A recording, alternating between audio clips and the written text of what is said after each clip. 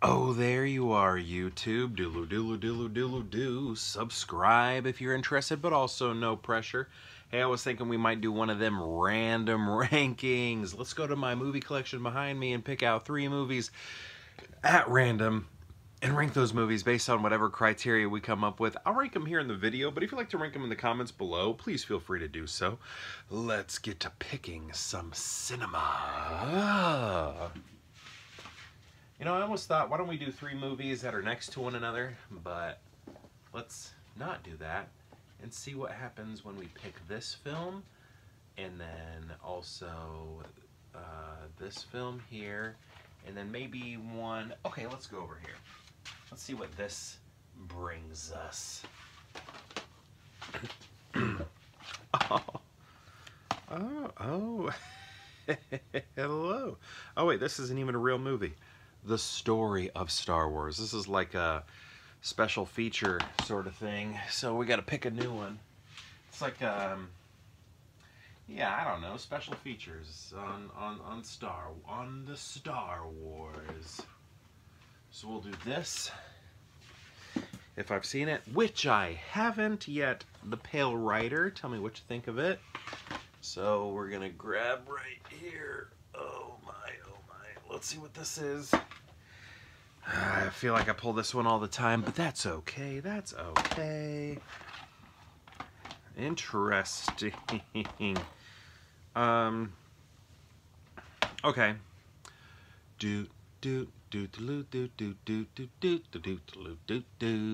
I think I did that wrong. Now I'm still doing it wrong.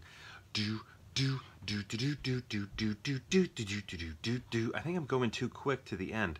Bow, bow, rumpa dum, bow, bow, bow, bow, bow, bow, bow, bow.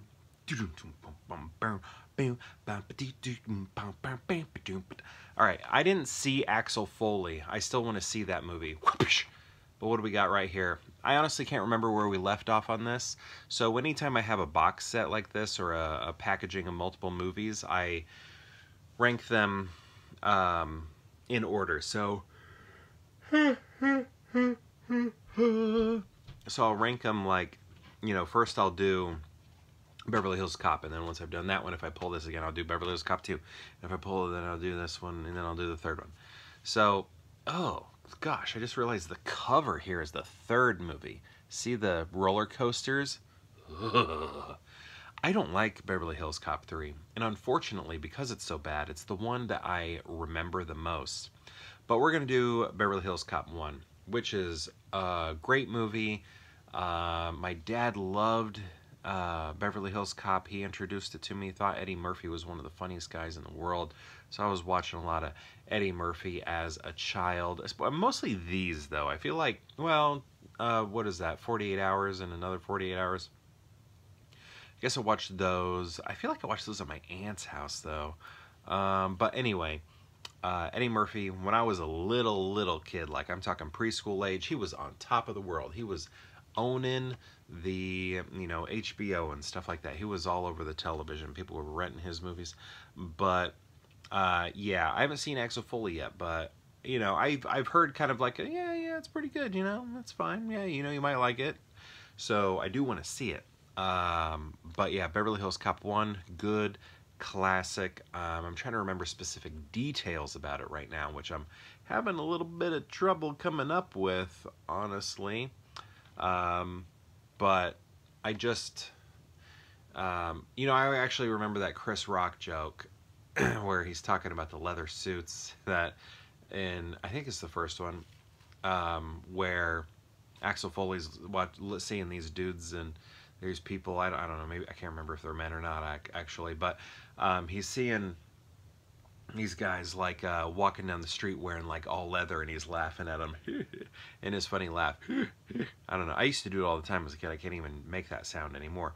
But then he, in his special, his stand-up special, he's wearing that, you know, that same sort of suit, which I remember Chris Rock pointing that out and thinking that was funny. But anyway, yeah, I grew up watching Beverly Hills Cop when I was very young.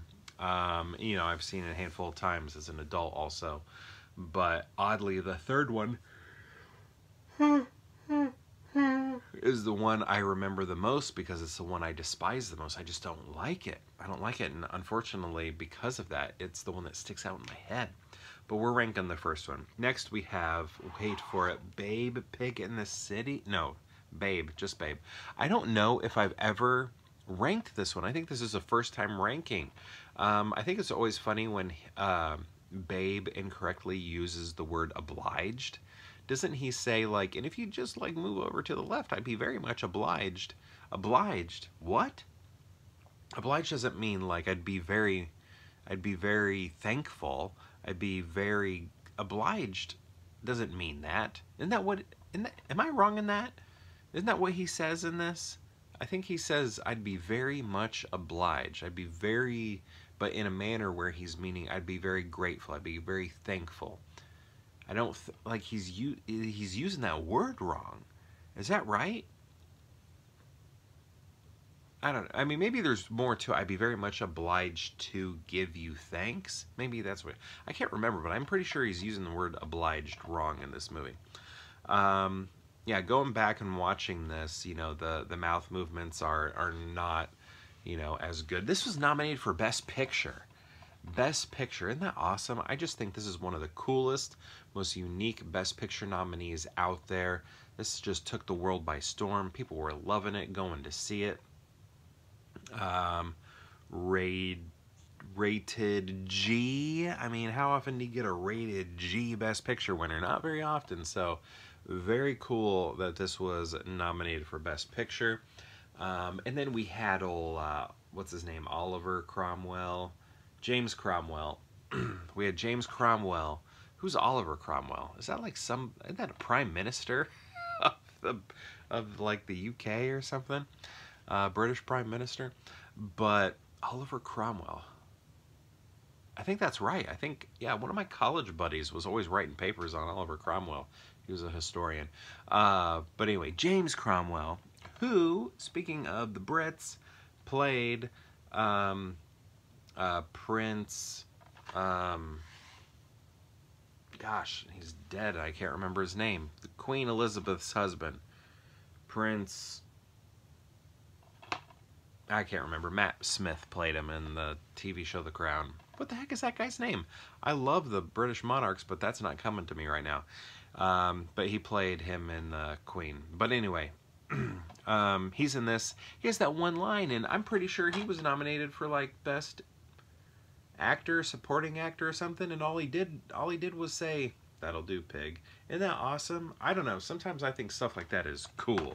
So, Babe, good movie. I haven't seen it in a while, but I love animals, so I love that movie.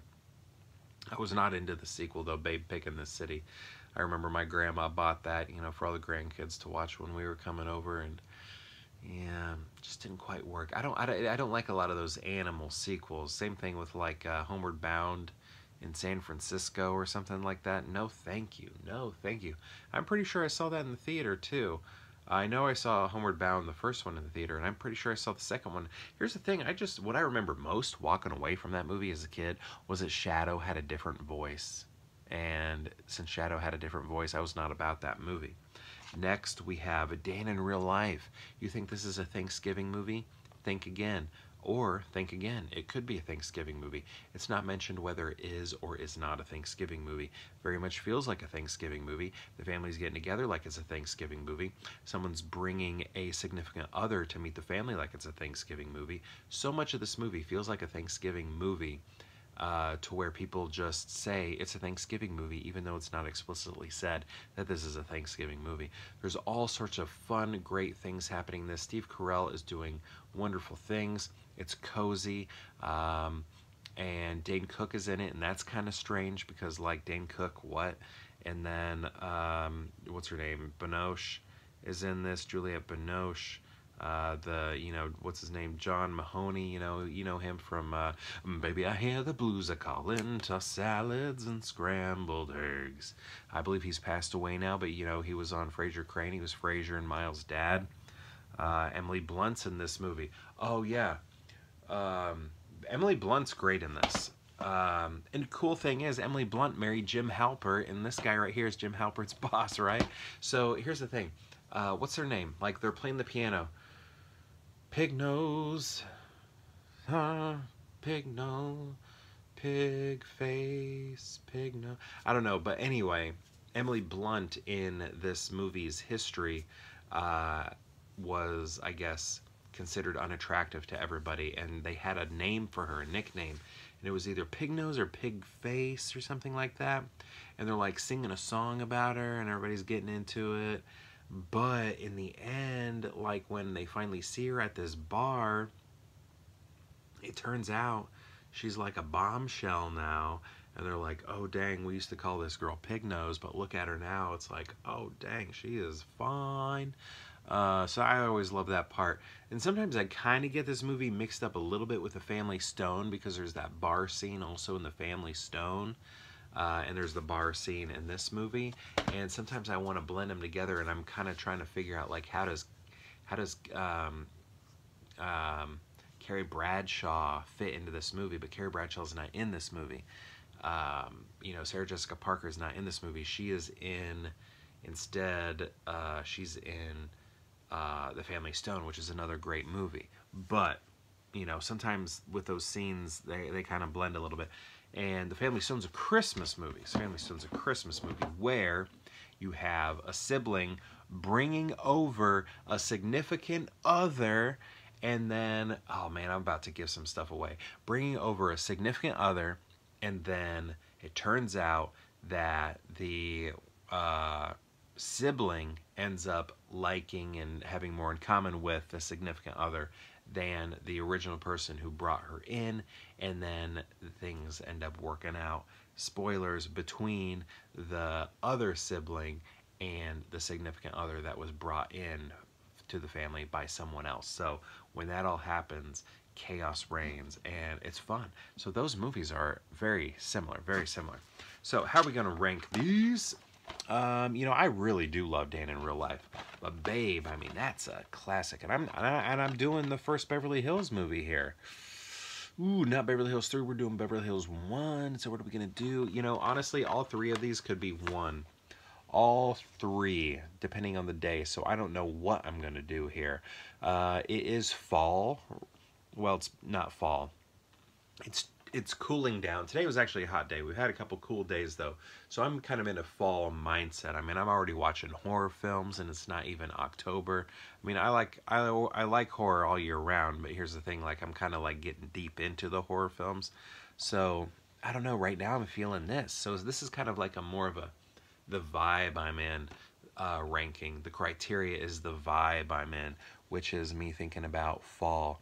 So I'm gonna go Dan in Real Life. Oddly, yeah, I didn't really expect that. And then for some reason, I think the animals. I'm thinking, you know, fall with animals. I don't think this movie takes place in the fall, but I don't know, something with the animals make me want to put it at number 2. And then oddly, you know, like Beverly Hills Cop, unfortunately, is in the 3rd spot. But honestly, you know, there are times when I'm thinking Beverly Hills Cop should be number 1. I'm thinking it right now.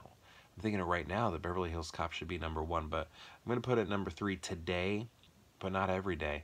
So we're going to go Dan in Real Life number 1 because of them fall vibes that I'm really feeling right now. And then we're going to go Babe, followed by Beverly Hills Cop. So my question to you, though, is, have you seen these films, these 3 right here? And if you have, how would you rank them? I'd love to know. Let me know in the comments below, and perhaps we'll see you tomorrow for more Pure Hangout.